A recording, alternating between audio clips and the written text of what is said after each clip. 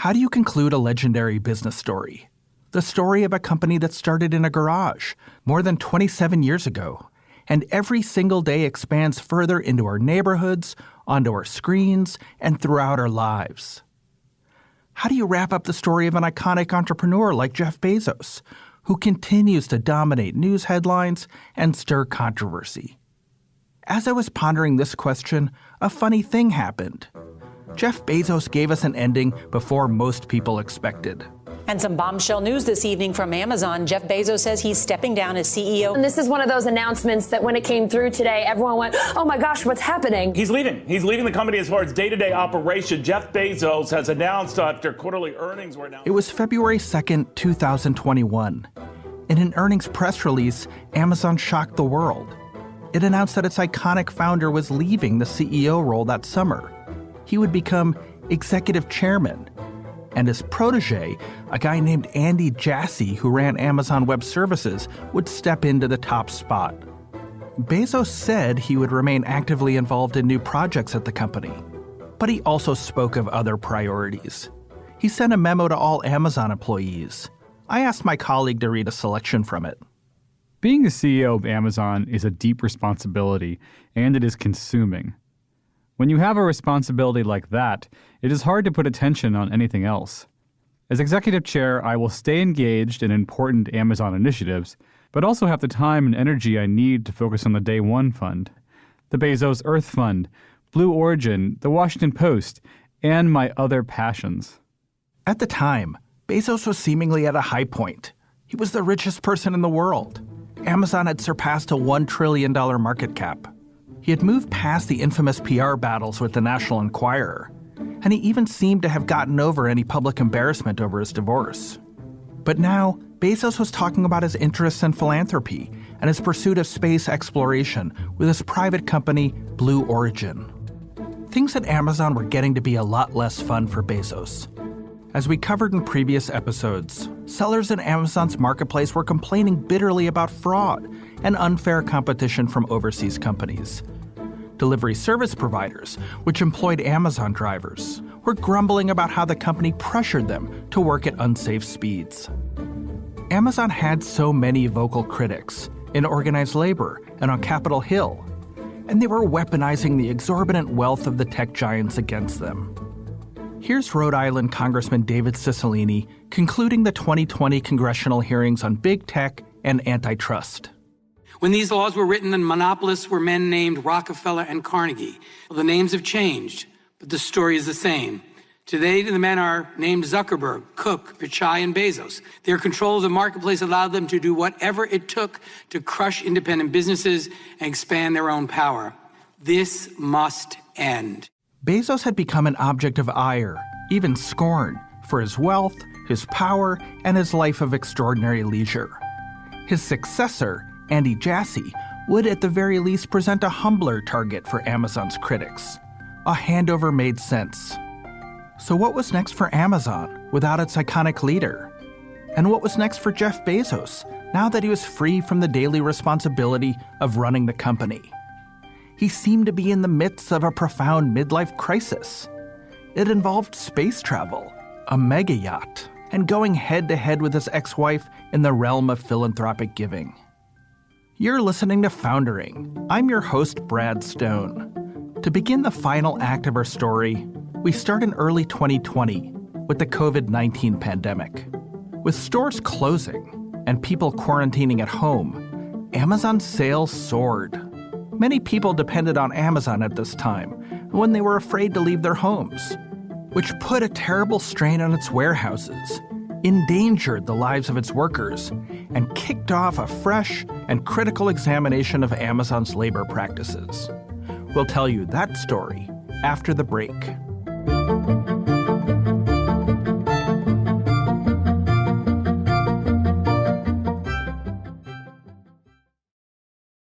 Okay, well, we hardly need to relive the early days of COVID. It's still burned into most of our memories. Now to growing concerns about the deadly coronavirus. A Washington state resident fell ill after returning from Wuhan, China, where the outbreak began. Officials now say the first confirmed COVID case in the U.S. was actually in Seattle, Amazon's backyard.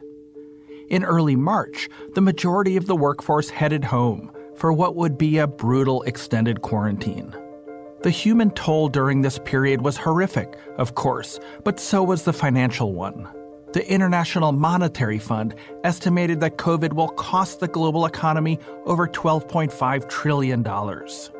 That's a staggering number, comparable to the impact of the Great Depression. But at Amazon, exactly the opposite happened. While engineers and other white-collar employees went home, workers in the fulfillment centers had to stay at their posts. Here's Derek Palmer, a packer at a warehouse in Staten Island. You go home, all you see is coronavirus this, coronavirus that, stay safe.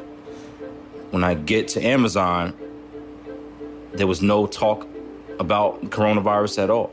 It was almost as like Amazon didn't know what to do, so they didn't address it at all. Which was very alarming because when I'm working, a lot of people will come to me and say, what are we gonna do about this virus? Like, they were already coming to me looking for a solution because they didn't have any trust in Amazon. And I myself was lost. I didn't know. Soon, COVID wasn't only something that Derek saw on the news. His colleagues at Staten Island called out sick, and others showed up to work with symptoms. Derek worked with a guy named Chris Smalls, who would soon become the face of worker dissatisfaction with Amazon. Here's Chris. The colleague that I work hand in hand with, she was sick. Her eyes were bloodshot red. She was walking around sluggish. She already been there for a number of days for 10-hour shifts. So I know she'd been around hundreds of people already. That was a red flag. I said, you need to go home immediately until your results come back. So Chris tells his bosses that he thinks COVID is in the building. And he was surprised when management told him someone had already tested positive 2 weeks prior. They told me not to tell anybody that somebody was already positive. They didn't want to cause a panic. It didn't make any sense to me. You're telling me that somebody's been positive in the building 2 weeks prior. We had no idea. We don't know where they got it from, where it came from, how long it's been in the building. Chris comes out of the meeting and tells Derek what just happened. Derek said he was surprised. I was shocked. I was like, wait, they don't want workers to know? Like, why wouldn't they want us to know about the first coronavirus case? And he was just like, look, man, I don't know, but this is scary. Amazon was initially secretive about the cases in their warehouses because they wanted to avoid employee panic. A lot of big employers of frontline workers were in the same position, but this would blow back on Amazon in a big way. Late that March, Chris and Derek organized an employee walkout. So then the company told Chris to stay at home because he had possibly been in contact with an infected colleague.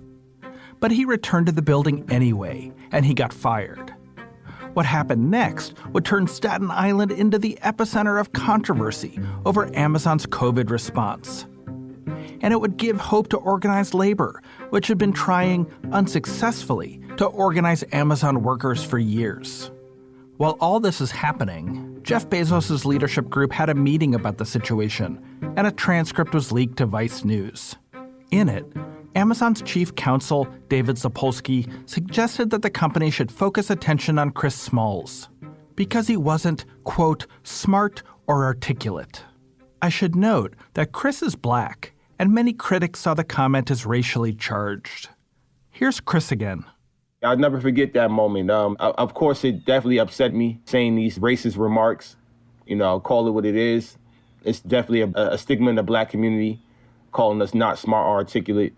The leaked transcript was a huge story. It gave people a rare look inside Amazon's leadership team, where the focus appeared to be on stopping a fledgling union movement rather than listening to the safety concerns of workers. Later, Zapolsky, the chief attorney, apologized for his comments. He said he hadn't known Chris was black. He told me, quote, I shouldn't have used that characterization for any Amazon employee. It was incredibly regrettable. As for Chris, he threw himself into union organizing.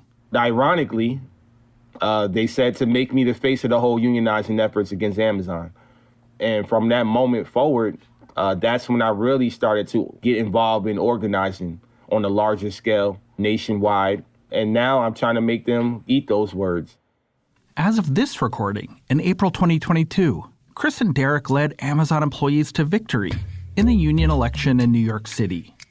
It marks organized labor's first ever foothold in Amazon in the U.S., a historic win that will now lead to an epic challenge, negotiating a contract with the company to improve the lives of its workers. Almost 2 years to the day after he was fired by Amazon, Chris stood in front of a group of supporters and popped champagne. To the first union in American history. Yeah. Do you have a message for Jeff Bezos? Oh, we want to thank Jeff Bezos for going to space, because when he was up there, we were signing people up. He's thanking Bezos for going to space because, while the former CEO was distracted, Chris was building a union. This could mean big changes for Amazon.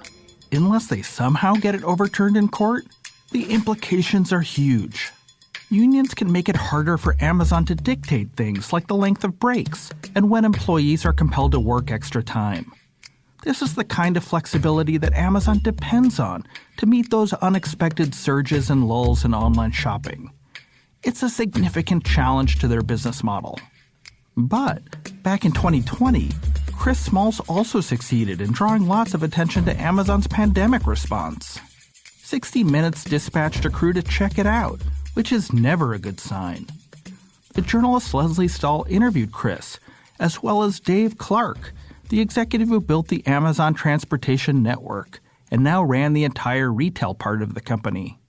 So how many positive cases have you discovered at Amazon? The actual sort of total number case isn't particularly useful because it's relative to the size of the building and then the overall community infection rates. So you don't know, or you're just not going to tell us how many cases have been discovered? I mean, we know. I don't have the number right on me at this moment because it's not a particularly useful number. It wasn't a good look. People wanted to know what was going on inside Amazon's warehouses. Finally, the company did reveal its COVID numbers later that year. About 20,000 of its 1.4 million workers had gotten sick by the fall of 2020. And that number didn't include the drivers, who are contractors, not employees. Amazon argued this was lower than the infection rate in surrounding communities, and that many of these employees could have gotten ill at home instead of work. In August 2022, an Amazon spokesperson gave us this statement, quote, "We are monitoring the situation closely and will continue to follow local government guidance and work closely with leading medical healthcare professionals." Now, I spent a lot of time reporting on Amazon's pandemic response for my book, and I think the problem was they had two competing interests, serving customers and protecting workers. They did institute safety precautions in the warehouses, like social distancing and COVID testing. But it was really impossible to do both, particularly in the early days of the pandemic. And because serving customers has always been Amazon's guiding principle, again, it came first. I remember feeling surprised by how engaged Jeff Bezos was. From his ranch in West Texas, he led weekly meetings devoted to COVID and employee safety. Amazon hired epidemiologists to guide them through the crisis.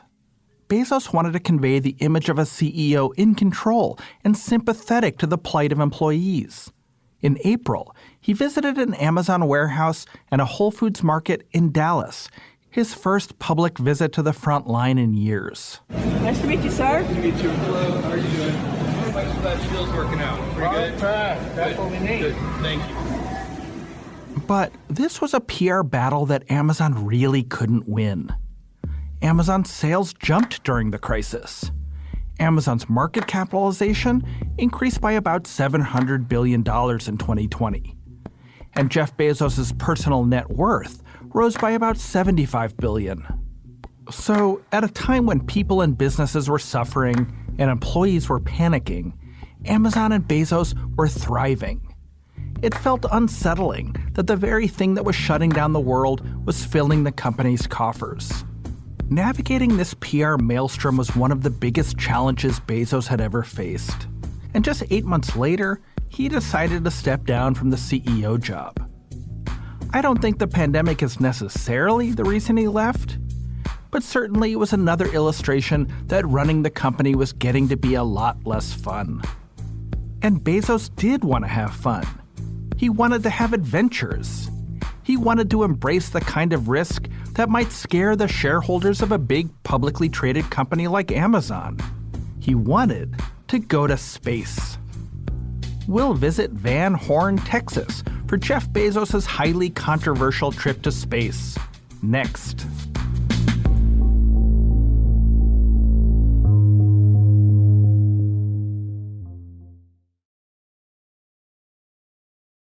In July 2021, my colleague Spencer Soper and I traveled to Van Horn, Texas. It's a small town of about 2,000 people. When you drive around, you see trailer parks and roadside motels. Bezos owns a massive ranch about 40 minutes away. It's 165,000 acres of mountains and brush that resembles his grandfather's Texas ranch, where he spent idyllic summers as a child. He secretly scouted this land back in 2003, then later announced his plan to a local newspaper. He wanted to build a launch site on the property for his private space company, Blue Origin. Spencer and I were in Van Horn to witness something pretty wild. Yep, just a few weeks after he formally departed the CEO job at Amazon, Bezos was leaving Earth. Here's Spencer, who brought along a microphone to document this unusual event. Just getting checked into Van Horn, Texas, and folks in town, some are pretty stoked about it, and some, not so much. Some say they'd rather have rain than a spaceship because they've been dealing with some drought for a while. Many of the townspeople seemed completely unaware of this billionaire space project. Spencer met Barbara while he was pumping gas. Jeff Bezos, people know much about him down here? Not really, not that I'm aware of. Do you shop on Amazon? Yes, I do. So he runs that company. Oh, really?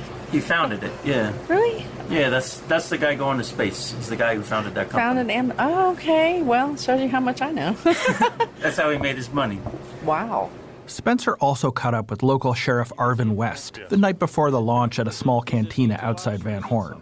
The sheriff, who had other things on his mind, was not impressed. Yeah, I don't know. It never blew my skirt up, so it was never no big deal to me. All the billionaires are going to space. Maybe they'll stay there. There's actually a petition, say don't let them back. One thing about it, we don't have to worry about them checking their green card coming in. They won't even do that for the border. Well, that's one guy's opinion. Anyway, we were not alone in Van Horn that week. Reporters and satellite TV trucks descended on the scene. Rockets make for pretty compelling television. And there was always the possibility that Bezos and his colleagues might die in a fiery crash. Here's a pretty dark confession. I actually had to pre-write his obituary, just in case. Here's Spencer again. So Jeff Bezos will be fulfilling his boyhood dream today. He's 57 now. He said he's been dreaming about space travel since he was 5 years old. And this is basically an expedition he can take due to his wealth created from founding Amazon.com, which is now the world's largest retailer. Today's rocket won't go into orbit. It will go into suborbital space, letting the astronauts experience a few minutes of weightlessness. At 2 a.m, Spencer and I met up with the other journalists at the local community center. Rental car headlights glowed in the parking lot. Blue Origin had been working on the New Shepard rocket for about 15 years and conducted 15 unmanned flights. This was the first one with people on board.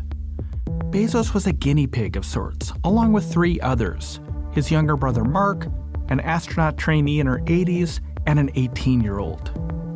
July actually turned out to be a frenzied month for the space tourism industry. Bezos' launch was 9 days after Richard Branson had his launch with Virgin Galactic. A key goal of space pioneers like Bezos, Branson, and Elon Musk is creating spaceships that can be reused like airplanes. Rather than plunging into the ocean, the rocket booster lands upright and can be flown over and over again. This lowers the cost of space travel and makes the commercialization and exploration of space more feasible. New Shepard took off at a little after 8 a.m. Texas time. Watching any rocket launch, is a pretty profound experience. you think of human potential, incredible scientific achievement, and of course the safety of the people on board. I just have to add, the New Shepard is extraordinarily phallic-looking. 5, 4, command engine start. 2, 1.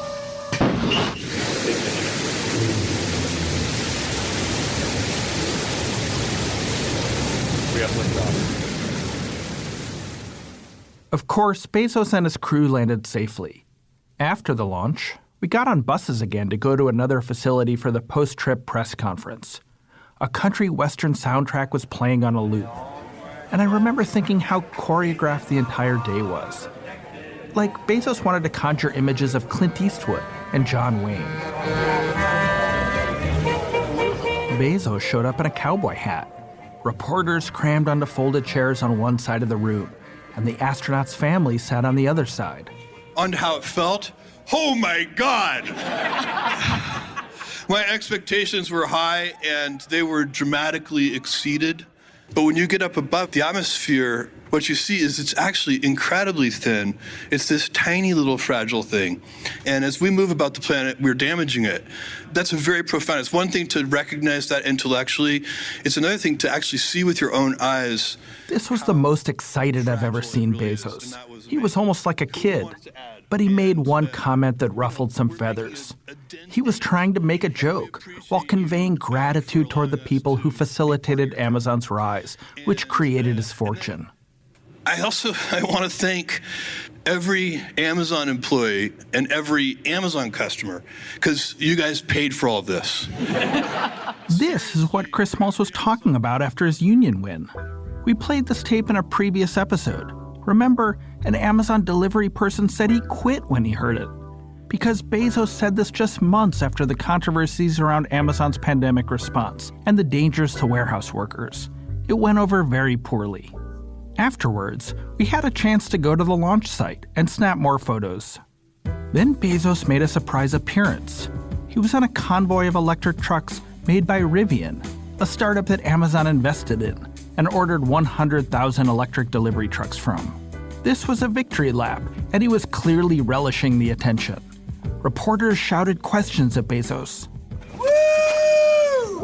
Yeah! That's great. So Bezos just showed up with the other 3 astronauts, and they're walking onto the landing pad.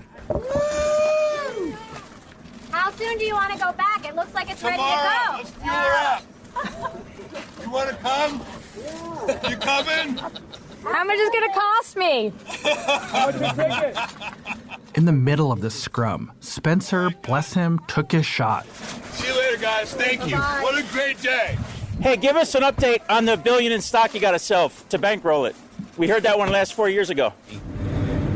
He looked at me, got into the car, shut the door, and drove off. I think there was slim pickings on questions today. Bezos was driving away from the press, but he wasn't leaving the public stage. This was his future, not conducting company meetings in Seattle conference rooms. In fact, I thought the most revealing thing he said at the press conference was when he was asked how he was now going to focus his time. Yes, so I'm going to split my time between Blue Origin and the Bezos Earth Fund. Those 2 things. And there's going to be a third thing, and maybe a fourth thing, but I don't know what those are yet. I'm not very good at doing one thing. Did you notice? He didn't mention Amazon. I think this surprised some people back in Seattle. Bezos' feet were leaving the Earth, literally and kind of figuratively too. He now belonged to a different orbit of space dreams, celebrity, global travel with his girlfriend, and their life of extraordinary wealth. As for Amazon, well, it was now Andy Jassy's company. The deputy would have to find his own way. We'll tell that story next.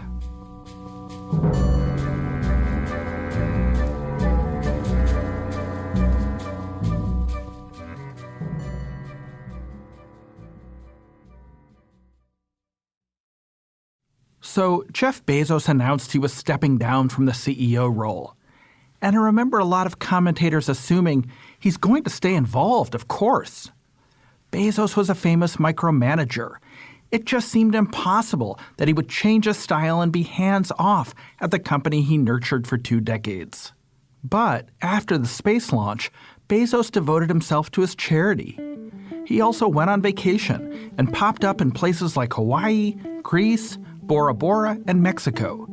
It became pretty clear, for the first time ever, Amazon was going to have to make its way without its founder. Andy Jassy was the new guy in charge. I've known Jassy for years and followed his career. He's an impressive executive. He built AWS into the most profitable and fastest growing part of Amazon. And he learned directly from Bezos, in part by following him around everywhere during Amazon's early days as his chief of staff. But as Amazon made its way through the COVID crisis, it became apparent that the company needed something more. Someone who could mend its relationship with employees and fix its reputation among regulators, the press, and customers. Jassy has tried to thread this needle. A few days before he took over Amazon, the company added 2 new entries to its list of leadership principles. These are the codes that govern all decisions, like who gets hired and promoted.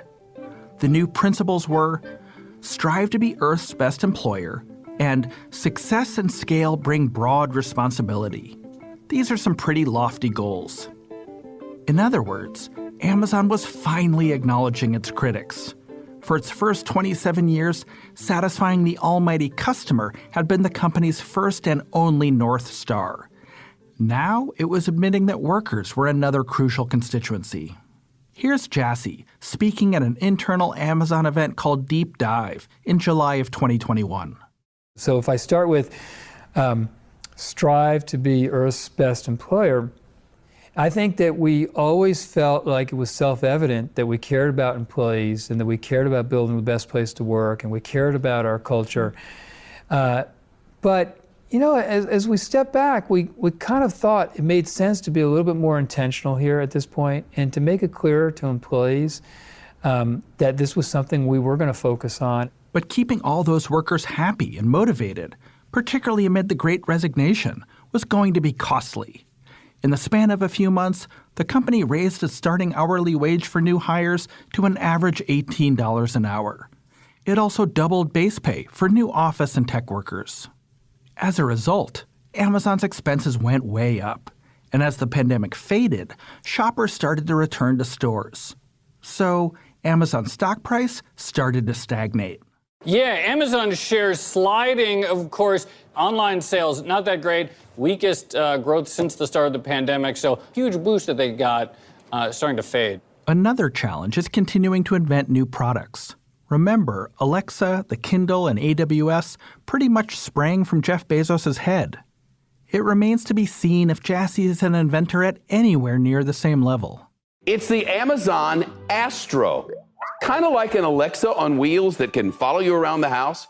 Early in Jassy's tenure, Amazon announced a $1,000 rolling home robot that uses Alexa, called Astro. But strangely, as of this recording, Amazon really hasn't started selling it yet. Another thing to watch is whether Jassy pushes Amazon further into the healthcare industry. The global healthcare market is huge, an estimated $12 trillion. It's also pretty technologically backwards. So it's a big opportunity, but that's still really hypothetical. So can Jassy pull it off, impress Amazon investors once again, and write the next chapter of this epic business story? If he does, it probably won't be due to guidance from his mentor. By the beginning of 2022, it really felt like Bezos had moved on. He was 58. After the rocket launch, he bought a massive vacation property on Maui for $78 million. He built one of the largest yachts in the world, which cost an estimated $500 million. He also sent TV personality Michael Strahan and Captain Kirk himself, William Shatner, on the same Blue Origin rocket to the edge of space. The most profound experience I can imagine. I'm so filled with emotion about what just happened. It's extraordinary. Shatner clearly enjoyed the ride. But there was a lot of mockery of these launches, particularly from late-night comedians who couldn't get over the rocket's conspicuously phallic shape. Captain, it's a giant testicle! It's The Late Show with Stephen Colbert. Meanwhile, Bezos tried to improve his image by drawing attention to his increased philanthropic activities. Here he is in the fall of 2021 at the UN Climate Conference. Nature provides, it gives us life. It is beautiful, but it is also fragile. I was reminded of this when I went into space with Blue Origin. Bezos earmarked $10 billion to fighting climate change. In 2021, he was the 16th biggest philanthropist, according to Forbes. Now, whatever you think of that ranking, it was significantly overshadowed by the person at number 5, his ex-wife, Mackenzie. She changed her last name from Bezos to Scott after the divorce. Mackenzie said she wanted to give her money away as fast as possible. And alongside her donations, she published thoughtful online essays where she almost seemed to be trolling her ex-husband. Here's my colleague reading a particularly pointed passage. We are all attempting to give away a fortune that was enabled by systems in need of change. In this effort, we are governed by a humbling belief that it would be better if disproportionate wealth were not concentrated in a small number of hands, and that the solutions are best designed and implemented by others. It's actually quite savage. She's implying that her $60 billion fortune in divorce money came from a rigged system, rather than Bezos' ingenuity and inventiveness, and that the uber-wealthy are the wrong people to fix the world's problems. She almost seemed to be siding with her ex-husband's fiercest critics. It's funny. Back in the day, Bezos always praised Mackenzie's intelligence. He liked to say she was smart enough to get him out of a third-world jail. Now here she was, effectively relegating him to a new sort of prison, one built on a critique that his fortune was earned in an unfair system. If Bezos cared about this, he never showed it. He became prolific on Instagram, documenting a new life. He was frolicking in Hawaii with Lauren Sanchez, riding luxury yachts, partying with other celebrities like Leonardo DiCaprio and The Rock, and in the stands at the Super Bowl. He looked like he was having a great time. To a longtime Bezos watcher, I have to say, this was just so surprising. Bezos had started his technology career as a focused, kind of nerdy business leader. He was disciplined, he stayed out of the limelight, and he evangelized long-term thinking, not living in the moment. Remember way back when Bezos explained his regret minimization framework? It was all about looking back with pride in your accomplishments when you're 80. And he said he didn't believe in carpe diem, making the most of the present day with little thought of the future. It was not carpe diem. It was not wine, women, and song. No. I don't go in for carpe diem. I go in for regret minimization framework. Absolutely. Well, Bezos seemed to have embraced carpe diem. He ended up as an entirely different person. I guess in some ways it's fitting. The Amazon story is, after all, the story of dramatic change. How one company transformed the way we all shop, read, and even the character of our communities. So it makes sense that this is also the story of how one person, Jeff Bezos, was also changed. It's interesting that so many people are disappointed by this current incarnation of Bezos. I feel a little let down at times too. I think that those of us who admired him for his inventiveness or his business acumen feel that he's kind of wasting his talent. His extreme wealth almost amounts to having a superpower. And I think we want to see our superheroes use their powers to save the world, not to fly around to vacation spots or to retreat to a mega yacht. Maybe Bezos will recommit to Amazon one day. Maybe Andy Jassy won't need his help. Or maybe Bezos will apply his keen intellect and deep resources to not only going to space, but to really getting into the trenches in the fight against climate change, with the same success as he's had building Amazon. Whatever you think of Jeff Bezos and his greatest creation, we should probably all be rooting for him to float back down to Earth.